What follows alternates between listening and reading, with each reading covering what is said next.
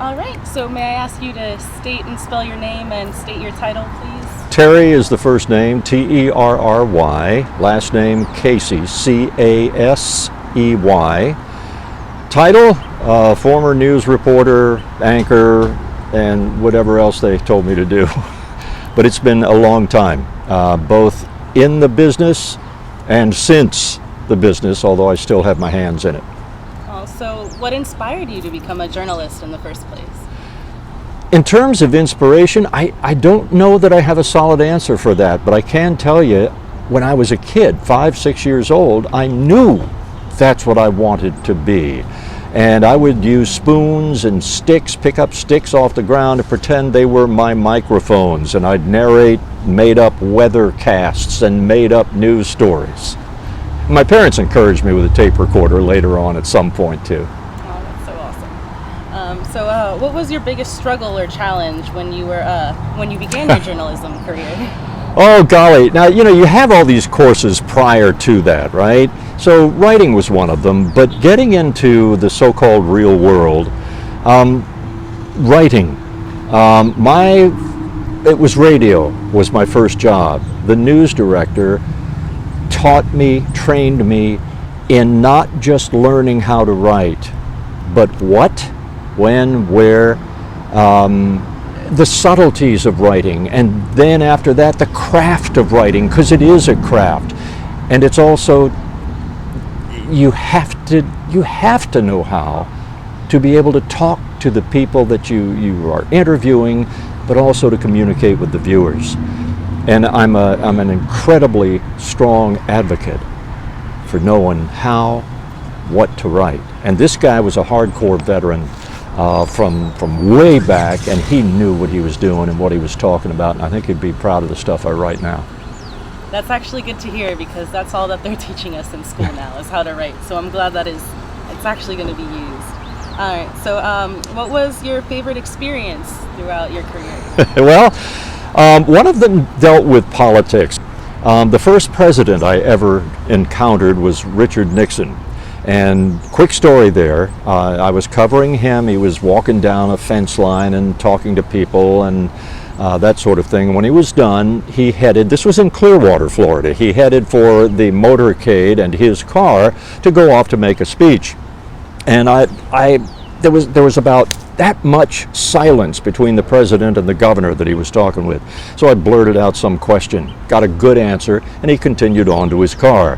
When he got to his car, he had one foot inside the car, the other foot on the tarmac. He looked at me and pointed at me, and he said, how long you been in the business? And I went like this, which unfortunately at the time was it was a protest and meant peace during the Vietnam War. So then I looked at my fingers, I went, oh gosh. And I pulled my hand down and I said, 2 years, sir. And he said, keep it up, you're doing a good job. And then the door slammed shut, his car door, and the motorcade roared off. Do you by chance know if this was before or after that famous photo of him getting off the plane? Because maybe you inspired him. Oh, well, no, I think that photo might have been close to when he was resigning. So what do you remember the most, or what was your least favorite experience that you remember? Outside of the city of Atlanta, it was in the dark of night. I was working the night shift. It is probably one of the worst accidents I've ever seen, I've ever covered. We were called out to this accident. When we got there, it was just my videographer, me, and a rescue team, but there was nothing to rescue. There was a car that had caught fire and exploded, trapping a man and a woman inside. The thing is, they were not recognizable even almost as human beings. They were totally charred. They were charred. They were also frozen. Their bodies were frozen. There were no flexibility in their limbs or anything else, but with their arms up like that, trying to ward off the heat or whatever it was, what they knew their end was going to be. And that's something that I still, as I say, vividly remember. So, can you give us an example of where you had issues with a story just due to the code of ethics or any unethical issues, and what did you do to resolve that? Oh gee, yes I can. I don't. It was nothing necessarily major, but it could have been had I continued in that vein. I was covering a governmental meeting, and this happened to be in Tampa, and the people who were holding the meeting told the news media to leave the room. We were all equipped with tape recorders.